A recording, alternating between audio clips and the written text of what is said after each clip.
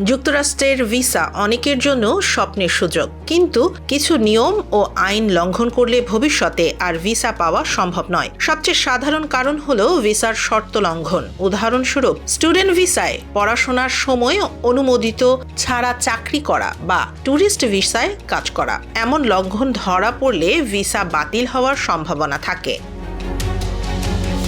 এছাড়া যারা যুক্তরাষ্ট্রে অপরাধমূলক কার্যক্রমে যুক্ত, যেমন বড় ধরনের অপরাধে দণ্ডপ্রাপ্ত বা আইনের বাইরে কাজ করেছে, তাদেরও ভবিষ্যতে ভিসা দেয়া বন্ধ হতে পারে। ভিসার জন্য আবেদন করার সময় মিথ্যা তথ্য দেওয়াও বড় সমস্যা। যে কোনো জালিয়াতি ধরা পড়লে ভিসা বাতিল হওয়ার পাশাপাশি ভবিষ্যতের আবেদনও নাকচ হতে পারে।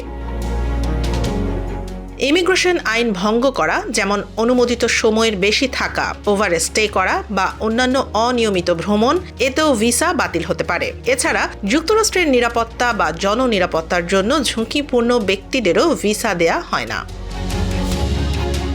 এই সব নিয়ম প্রমাণ করে যুক্তরাষ্ট্রের ভিসা শুধুমাত্র আবেদন বা সুযোগ নয়, এটি একটি দায়িত্ব।